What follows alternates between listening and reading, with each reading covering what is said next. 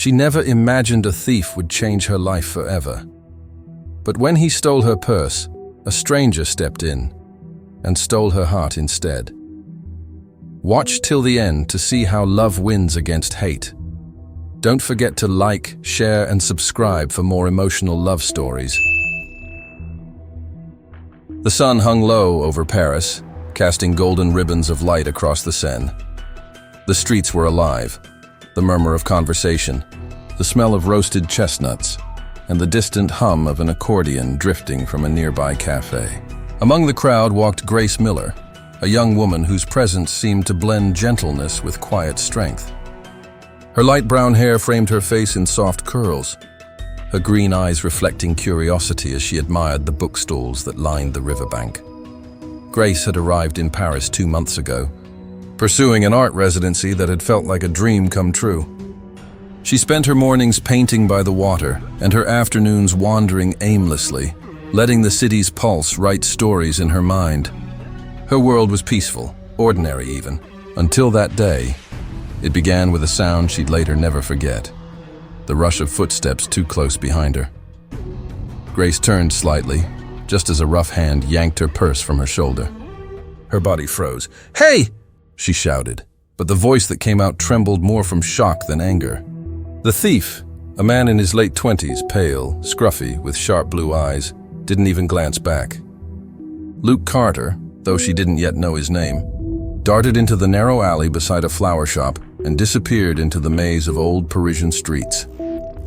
For a moment, Grace just stood there, her heart pounding, her mind blank. People turned to look, some sympathetic, others indifferent. It was Paris.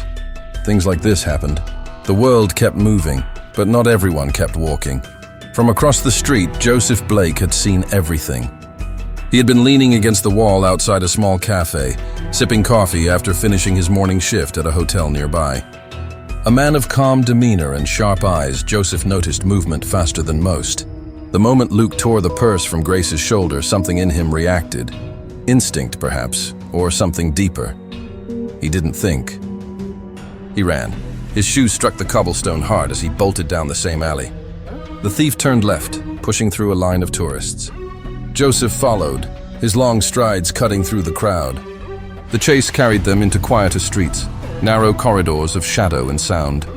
"Stop!" Joseph's voice thundered, echoing off the stone walls. Luke glanced back, panic flashing in his eyes. He tried to sprint faster, but Joseph was younger, stronger, and fueled by something more than adrenaline, a need to do what was right. The thief stumbled over a loose paving stone and crashed against a dumpster. Joseph caught up within seconds. He grabbed Luke by the collar and slammed him against the wall, his deep voice low but commanding. "Give it back." Luke tried to swing, but Joseph blocked it, twisting his arm until the thief cried out and dropped the purse. The strap hit the ground with a dull thud. "Don't ever do that again," Joseph warned, his voice steady. He released him, letting the man stumble backward. Luke glared, clutching his bruised wrist, then spat on the ground before running off into the labyrinth of alleys. Joseph exhaled, his breath fogging in the cool autumn air. He picked up the purse and turned back toward the main street. Grace was still there, standing near the flower shop, her expression frozen somewhere between fear and disbelief. When she saw Joseph emerge, her eyes widened, not just in relief, but awe. He approached quietly, holding the purse out to her. "Is this yours?" Her lips parted in a shaky smile. "Yes, oh my God, yes." Thank you so much." She reached out, her hands brushing his as she took the purse. For a fleeting second, their fingers touched. A small, electric moment that neither of them expected. Joseph smiled faintly. "You're okay now. He won't bother you again."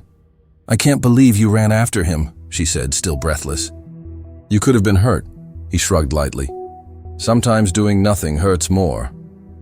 That line lingered in her mind like the last note of a song. Grace wanted to say something, anything, but the words tangled in her throat. She watched him turn to leave, the crowd parting around him as if the city itself made room for him. There was something different about him, not just courage, but quiet grace. "Wait," she called out. He turned back, eyebrows raised. "At least let me buy you a coffee," she said, managing a shy smile. "It's the least I can do." He hesitated, just long enough for her to wonder if he'd refuse. Then he smiled. "All right, but only if you let me pick the place." They ended up at a small cafe near the Pont Neuf, a cozy corner of the city where time seemed slower. The waiter greeted Joseph like an old friend. They sat outside beneath an awning dripping with ivy as the city hummed softly around them. Grace stirred her coffee, her nerves settling into curiosity. "You live here?" Joseph nodded. 2 years now. I came for work. Stayed for the quiet. What kind of work? Security. Hotels, mostly. Long hours, but it pays the bills. She smiled, resting her chin on her hand. "So you catch thieves for a living, huh?" He chuckled. "Only on my days off." The laughter that followed felt unforced, easy.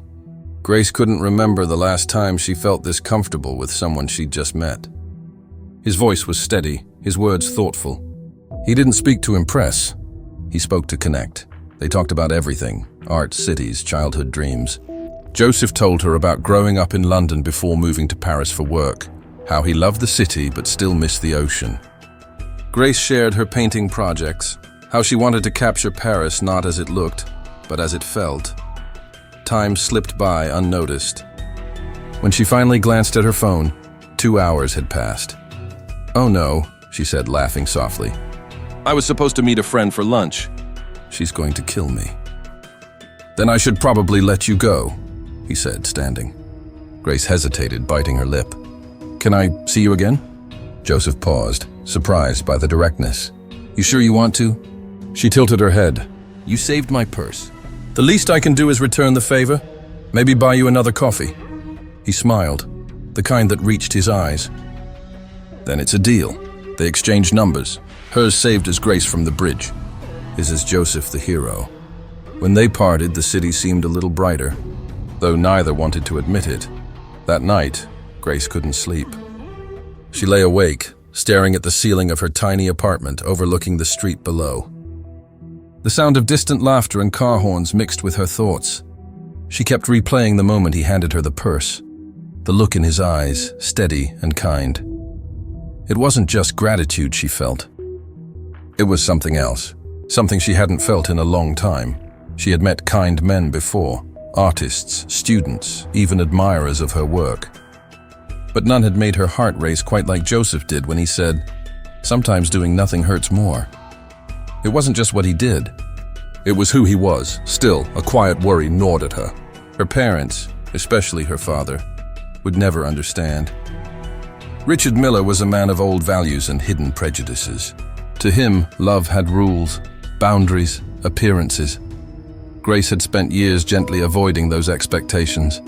She didn't want to think about it yet, but the thought lingered in the back of her mind like a warning. Meanwhile, in his small apartment across the river, Joseph sat by his window, watching the city lights shimmer on the Seine. He was used to quiet nights like this. A book, a cup of tea, the sound of jazz from the apartment next door. But tonight felt different. He thought of her soft laughter, her curious eyes, the way she looked at the world like it was art waiting to be discovered. He had seen beauty in Paris 1,000 times, but never like that afternoon. He didn't want to fall for someone he barely knew. He told himself it was just kindness, gratitude, coincidence. But deep down, something told him it was more. He smiled faintly, glancing at his phone. A message blinked. "Grace, I still owe you that coffee." Joseph leaned back, his heart unexpectedly light. Maybe Paris wasn't just the city of lights. Maybe it was the city of second chances. Autumn deepened over Paris. The Seine shimmered under the soft orange light of early evenings, and the scent of roasted chestnuts filled the air. Grace Miller and Joseph Blake had met only once in the alley by the flower shop, yet that encounter lingered like a memory she could not shake. It was their second meeting. 2 days later, that truly began their story. Grace had suggested a walk along the Pont Neuf, a bridge Joseph had always considered his favorite spot in Paris. From there, the city seemed endless, the rooftops stretching like a patchwork quilt, the distant Eiffel Tower glittering against the evening sky. Joseph arrived first, leaning casually against the stone railing. His black coat rustled lightly in the wind, and for a moment, Grace just watched him from across the bridge. She noticed the way he carried himself. Calm, confident, yet unassuming. "Hey," she called softly as she approached.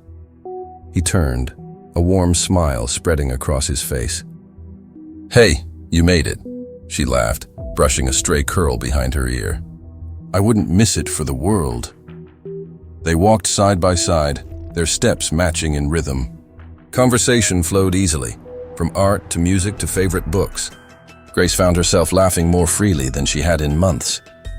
Joseph's humor was subtle, his observations sharp yet kind. It was a comfort she hadn't realized she was craving. At a small bench by the bridge, they sat, letting the city speak for them. The Seine flowed quietly below, carrying fallen leaves on its surface like little boats. "You paint, right?" Joseph asked, nodding toward the sketchbook Grace carried. "Yes," she said, opening it to show him her latest work. Watercolor sketches of Paris streets, cafes, and strangers she had observed from a distance. "I try to capture moments, not people." Joseph leaned in, genuinely interested. "These are beautiful. You see things most of us walk past without noticing." Grace felt a warmth rise in her chest. "Thank you. That means a lot coming from you." Days turned into weeks. Each meeting was carefully arranged, yet felt spontaneous. Coffee at a small bistro, walks along the Seine, visits to quiet galleries tucked into side streets. They shared laughter, secrets, and slowly, a sense of safety. One evening, Joseph invited Grace to a hidden garden behind an old hotel where he worked. Lanterns hung in delicate arcs, casting a soft glow on the cobblestones. Autumn leaves crunched beneath their feet as they walked. "You find the most unexpected places," Grace said, smiling. "Paris is full of surprises, I see." Joseph laughed softly. "I like to keep a few secrets. Makes discovering them more special." Grace turned to him, heart fluttering. "You're hiding something else, aren't you?" He paused, eyes meeting hers, the city lights reflecting like tiny stars. "Maybe. But some things are meant to be discovered slowly." And in that moment, with the soft rustle of leaves and the distant hum of the city, Grace felt the first stirrings of love. It was gentle, hesitant, and yet undeniable, but not all was peaceful.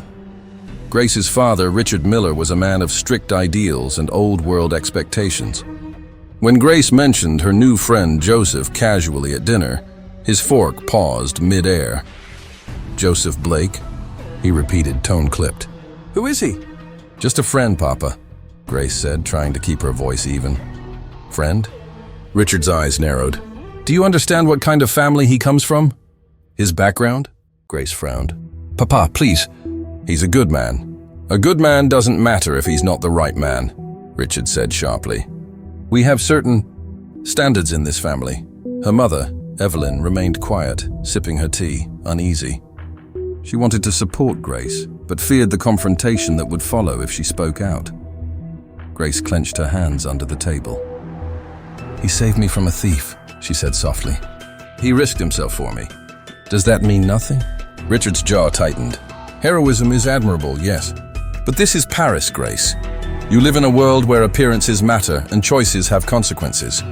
Think carefully before you get attached." Grace's heart ached. She knew her father's prejudices were deeply rooted, yet she could not dismiss what she felt. Joseph had saved her purse, yes, but more than that, he had touched her life in ways her family could not understand. Meanwhile, Joseph sensed a subtle shift in Grace's demeanor when they met after that dinner. She smiled less easily, her laughter tinged with worry. "Something's wrong," he said gently as they walked along the riverbank one evening. The sky was painted in purples and golds, a perfect Parisian twilight.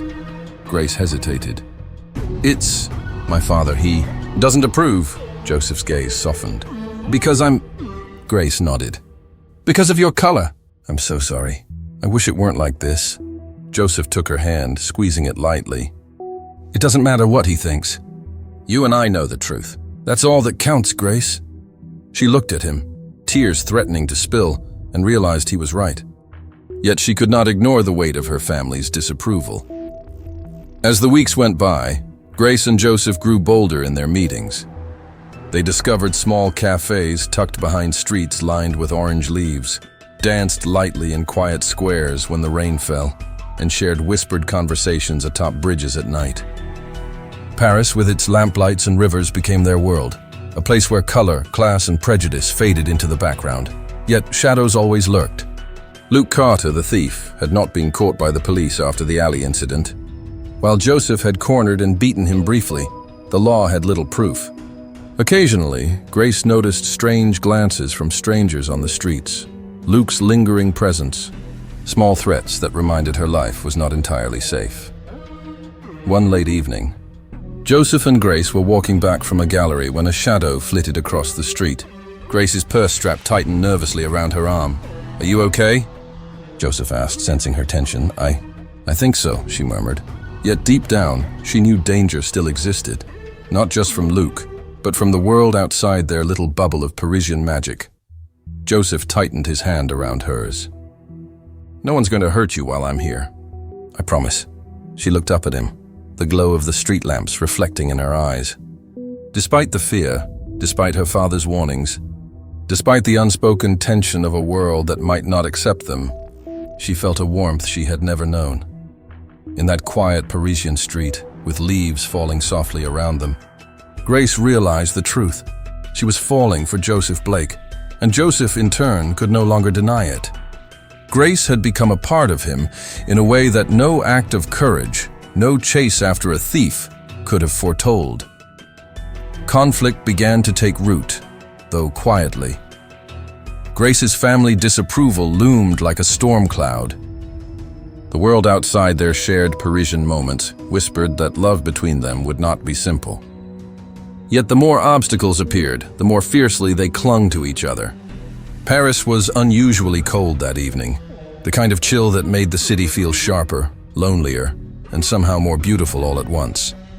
The Seine glistened under the lamplights, reflecting the dancing lights of passing boats.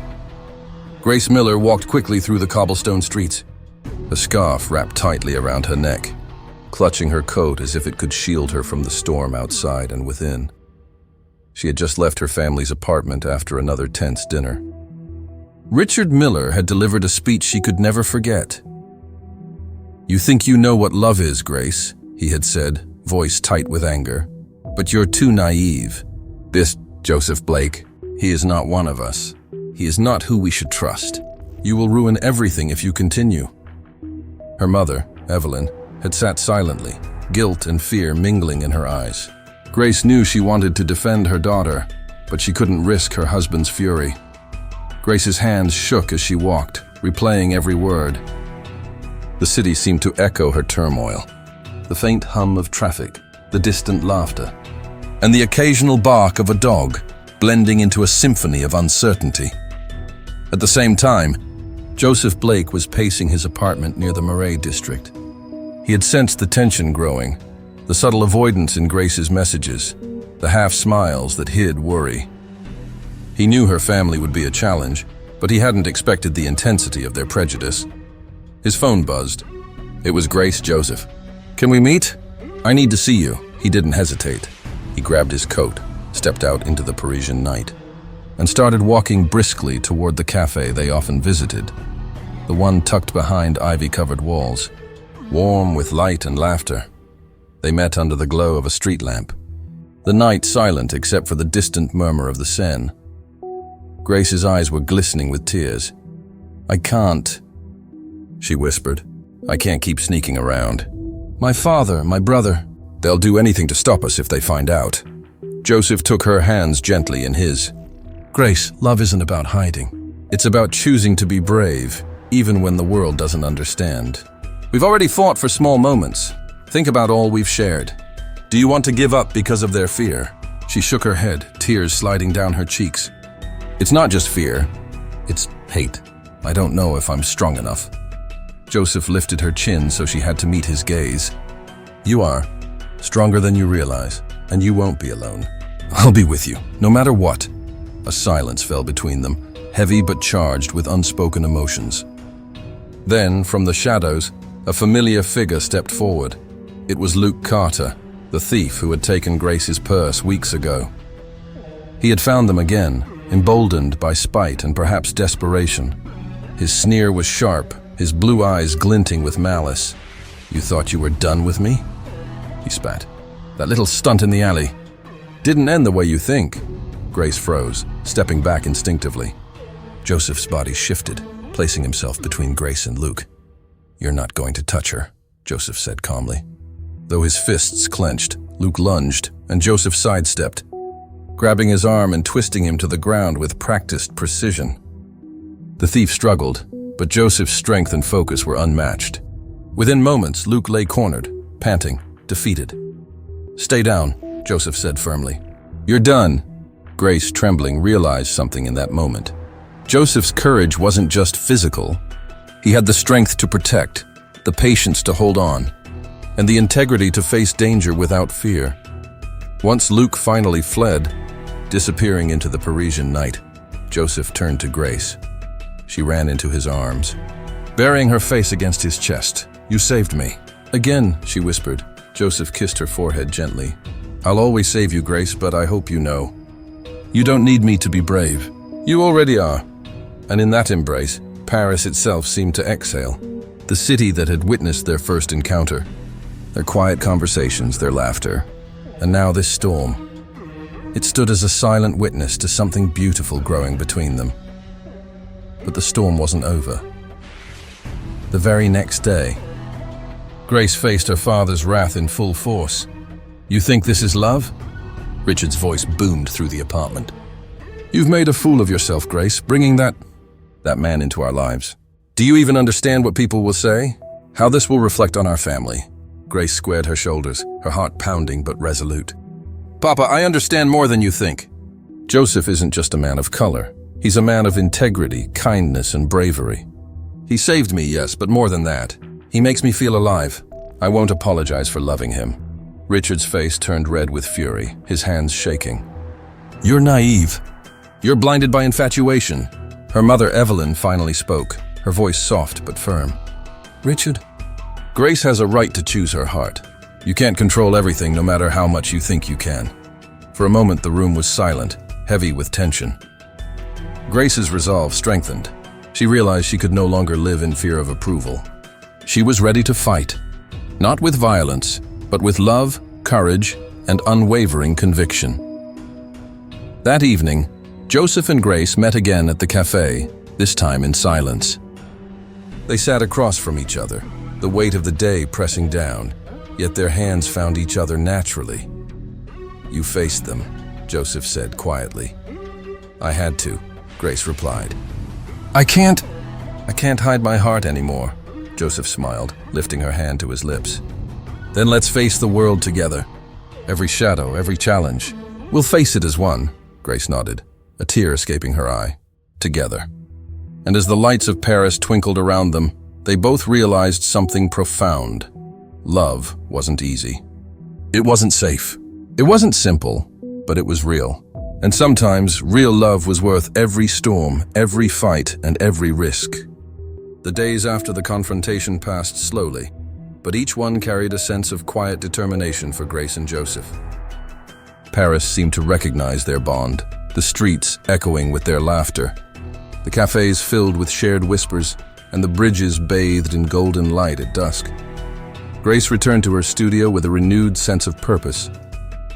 Her paintings now held a different warmth, vibrant, alive, and full of emotion.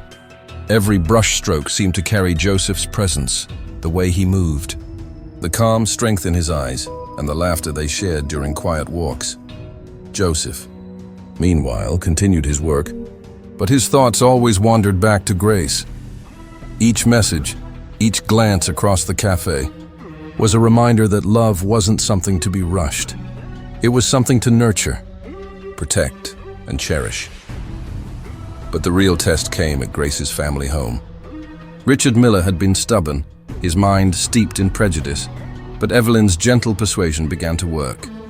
She had always believed in Joseph's character and had started speaking privately to her husband about the courage, kindness, and decency she had seen in him.